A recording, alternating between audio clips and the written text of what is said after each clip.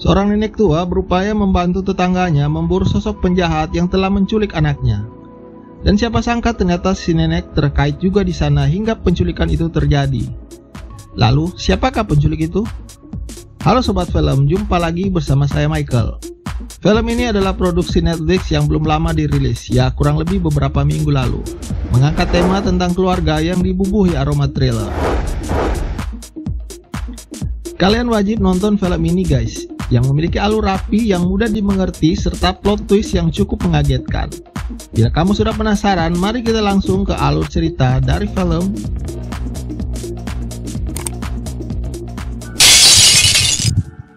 Seorang perempuan tua bersama anjingnya Jax berhasil menembak seekor rusa buruannya. Nama perempuan itu adalah Lou. Gak boleh dianggap remeh guys, Lou adalah seorang mantan CIA yang memilih untuk menetap di Pulau Arkas untuk menjadi warga biasa dan menghilangkan jati dirinya sebagai CIA.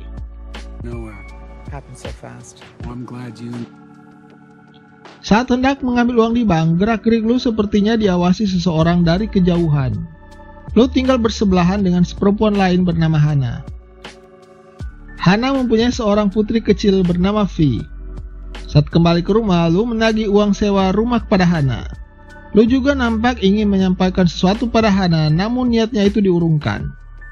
Sepertinya perempuan tua ini menyimpan beban hidup yang sangat berat dan terus mengganggu pikirannya. Dia bahkan nyaris menabrak Vi karena melamun. Tentu Hana kaget dan berlari panik merangkul putri tunggalnya itu. Beruntung semuanya baik-baik saja. Hana lalu membawa putrinya itu kembali ke rumah. Di sana terlihat Chris datang menemui Hana. Keduanya sepertinya ada hubungan spesial, namun harus digarisbawahi lelaki itu bukan bapaknya Vi. Tak berapa lama, Chris terlihat meninggalkan rumah Hana. Hujan lebat pun turun. Di tengah jalan, seorang pria meminta tumpangan pada Chris. Chris mempersilahkan naik ke mobilnya. Awalnya pria itu terlihat ramah, namun tiba-tiba dia justru menyerang Chris dan membunuhnya. Hujan semakin deras. Lou nampak sedang mengenang masa lalunya saat masih menjadi CIA. Sepertinya kini dia ingin benar-benar melupakan semuanya.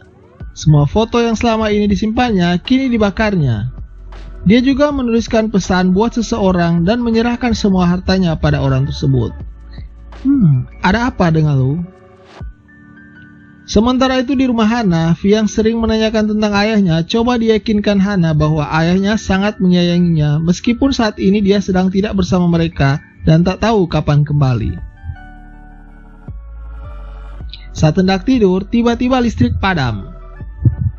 Hana meninggalkan Vi dan memeriksa sekring listriknya, namun tidak menyala juga.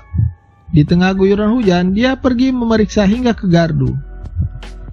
Vi yang ditinggal sendiri ibunya mulai panik saat mendengar ada suara-suara mencurigakan di rumahnya. Dia mengunci kamar lalu bersembunyi. Benar saja ada seseorang yang berusaha masuk ke rumah itu. Tanpa sengaja Hana menemukan mobil Chris di dekat situ. Saat dia memeriksa ada mayat Chris di dalamnya. Spontan dia lalu berlari kembali ke rumah khawatir terjadi apa-apa dengan putrinya. Apa yang ditakutkannya terjadi. Vi sudah tidak ada di kamarnya. Si penculik meninggalkan jejak di sana berupa sebuah foto. Foto Vi dengan bapaknya Phillips. Jadi ternyata si penculik adalah bapaknya Vi sendiri. Hana kemudian menemui Lou yang nyaris saja melakukan percobaan bunuh diri. Dia mencoba menelpon sheriff namun telepon tidak berfungsi. Hana menceritakan apa yang sudah terjadi. Buru-buru keduanya masuk ke mobil untuk mencari bantuan. Namun ternyata Phillips sudah meninggalkan bom waktu di sana. Mobil itu meledak. Beruntung keduanya selamat karena Lou cepat mengantisipasinya. Phillips, bapaknya Vi, menurut Hana adalah anggota Baret Hijau dan merupakan penjahat perang yang sedang diburu pemerintah karena kejahatannya. Sulit untuk melawannya. Namun Hana tidak tahu kalau Lou adalah mantan CIA. Lou menyuruh Hana untuk ke kota mencari bantuan, namun Hana berkeras ingin mengejar Phillips menyelamatkan putrinya. Keduanya pun menelusuri jejak yang ditinggalkan Phillips. Lou yakin dia bergerak ke arah pantai dan bermaksud keluar dari pulau itu. Di sisi lain, biar Vi nggak takut padanya, Phillips memperkenalkan dirinya sebagai bapaknya Vi. Sebuah kebiasaan masa lalu ditunjukkan. Vi pun lebih tenang karena ternyata orang itu adalah bapaknya sendiri yang sudah dirindukannya sejak lama. Ya, namanya juga anak kecil. Phillips mengatakan mereka saat ini sedang melakukan petualangan baru dan ibunya akan menyusul karena dia sudah meninggalkan jejak buat mengikuti mereka. Saat siang hari, cuaca sudah sedikit lebih bersahabat. Lo dan Hana tiba di sebuah pondok dan terlihat ada dua orang pria di sana. Menurut Hana, keduanya adalah partnernya Phillips dan bukan orang baik. Lo lantas mendekati pondok dan berpura-pura menjadi sosok wanita tua yang sedang kesasar mencari anjingnya. Dia lalu minta tolong untuk dapat diizinkan beristirahat sejenak di tempat itu karena cuaca yang ekstrim tadi. Tak berapa lama, salah seorang dari mereka mulai mencurigai gerak-gerik Lo. Dengan cepat, Lo merespon dengan menyerangnya. Terjadi perkelahian dan adu tembak di pondok itu, dan pastinya Lo mampu melumpuhkan mereka. Hana sampai bingung melihat aksi Lo, si perempuan tua kampung yang dikenalnya selama ini. Perempuan tua itu hanya mengatakan semua dipelajarinya dari pramuka. Namun Hana tidak mempercayainya begitu saja. Lo pun akhirnya mengakui bahwa dulunya dia adalah CIA. Lo mendapat informasi kecil bahwa Phillips hendak membawa Vi ke Eagle Bay. Mereka berdua pun kembali memburunya. Luka di kaki Hana dan rasa lelah memaksa kedua perempuan itu untuk istirahat sejenak. Tanpa sengaja, Lo melihat bekas luka pada lengan Hana. Perempuan itu mengakui dia telah dibutakan oleh cinta saat mengenal Phillips yang awalnya begitu baik dan penyayang. Kendati Phillips sering menyakitinya, namun dia terus bertahan. Hana terlihat sangat sedih saat menceritakan kisah kelamnya bersama Phillips yang disebutnya sebagai monster. Lo hanya bisa mengatakan bahwa setiap orang pernah melakukan kekeliruan dalam hidupnya. Sementara itu, Vi mulai melihat hal-hal yang jahat yang dilakukan ayahnya. Saat dia membunuh kupu-kupu dalam genggamannya dan saat bapaknya itu marah-marah gak jelas. Si bocil mulai menyadari bapaknya bukan orang baik-baik. Kini Lo dan Hana diperhadapkan dengan jalan buntu yang ada di depan. Jembatan gantungnya rusak. Tapi Lo pantang menyerah. Dia dan Hana nekat berusaha melewati jembatan tersebut dengan cara sedikit bergelantungan. Sudah hampir sampai di seberang, Lo harus menyerah pada sakit di telapak tangannya. Dia terjatuh. Hentakan kuat pada tali tambang jembatan juga memaksa Hana ikut terjun bebas ke bawah. Beruntung keduanya tidak harus sampai jatuh ke aliran sungai yang deras. Dan akhirnya sampai juga mereka di pantai yang disebut Eagle Bay. Ombak besar yang menggulung-gulung terlihat mewarnai tempat itu. Sebuah kapal tua yang karam menarik perhatian Lo. Namun Phillips dan Vi ternyata tidak ada di sana. Hanya sebuah jejak yang lagi-lagi ditinggalkan Phillips, yakni sebuah foto dan boneka kesayangan Vi yang sudah putus kepalanya. Setiap foto yang ditemukan Lo disimpannya di saku bajunya, tidak ditunjukkannya pada Hana. Hana sedikit panik melihat kondisi boneka itu. Dia khawatir dengan Vi. Lo meminta Hana mencari sinyal di atas bukit agar mendapat bantuan dari Rankin, si sheriff temannya, lewat breaker. Lo lantas bergerak sendiri ke arah bumbungan asap yang terlihat dari kejauhan. Dia yakin Phillips ada di situ. Dan Phillips memang benar ada di situ bersama Vi. Mendapati lokasi targetnya, Lo awalnya hendak menembak Phillips dengan snipernya. Namun dia akhirnya memilih untuk mendekat. Phillips yang menyadari kehadiran Lo langsung menodongkan pistolnya pada perempuan tua itu. Siap-siap guys, pakai sabuk pengaman. Di sini sebuah fakta baru terungkap bahwa Lo ternyata adalah ibu kandungnya Phillips. Phillips lahir hanya sebatas bagian dari tugasnya sebagai mata-mata CIA waktu itu. Dan bahkan dia rela mengorbankan anaknya menjadi sandera perang saat itu. Kini Phillips besar menjadi sosok yang bengis dan menuntut pertanggungjawaban ibunya kenapa dia meninggalkannya kala itu. Mendapat kesempatan, Lo lantas menyerang putranya itu. Keduanya berkelahi, namun Phillips berhasil menghentikan ibunya. Dia kemudian membawa Vi yang sedang gelap tertidur dan meninggalkan pesan akan menunggu Lo pada mercusuar yang ada di situ. Lo yang terluka kembali pada kapal yang karam tadi. Tak berapa lama Hana kembali juga ke tempat itu. Betapa kagetnya dia melihat Lo yang sedang meringis kesakitan akibat benda tajam yang masih menancap di bahunya. Hana dengan cepat menolongnya sekaligus meminta maaf karena sudah melibatkan Law dalam masalah ini. Tapi tak berapa lama setelah menemukan beberapa foto yang disembunyikan Law, akhirnya Hana sadar bahwa ternyata bukan dirinya yang menjadi target Phillips, melainkan Law. Law pun mengakui bahwa Phillips adalah anaknya.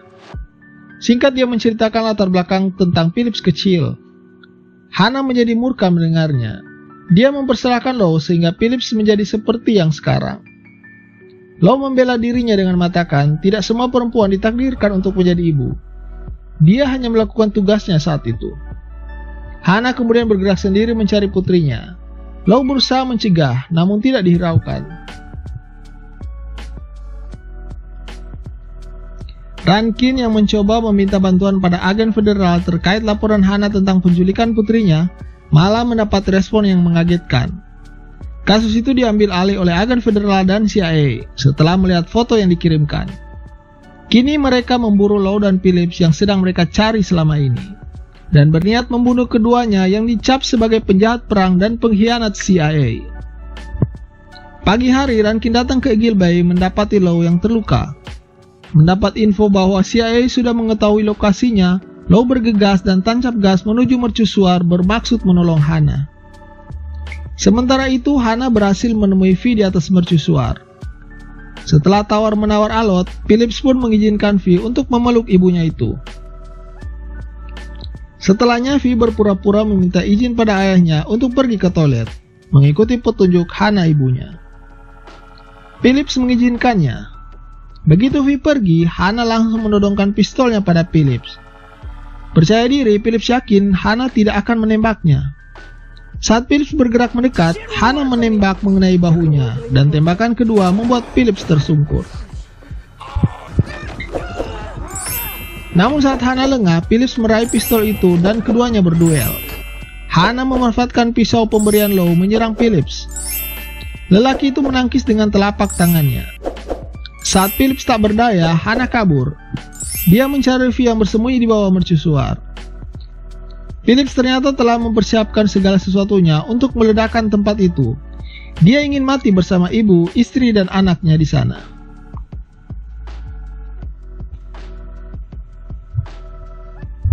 Tak berapa lama, Law sampai di tempat itu. Dia menyuruh V kabur lewat lorong bawah tanah mercusuar yang masih terlilit rantai. Mengetahui ibunya sudah ada di dalam mercusuar, buru-buru Phillips menekan tombol, namun bom tak kunjung meledak. Law berhasil merubah frekuensi bom agar tidak meledak saat Phillips mengaktifkannya. Phillips murka. Law dan Hana berhasil membuka rantai penghalang mereka untuk kabur. Phillips yang mengetahui keluarganya berhasil melarikan diri, mengejar dengan terpincang-pincang di bibir pantai.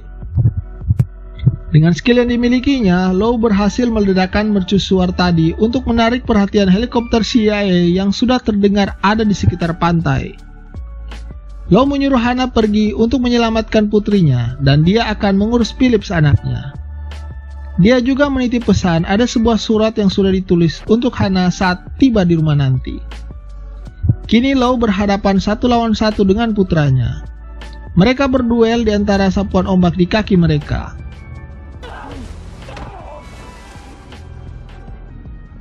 Phillips berhasil menusuk perut Law.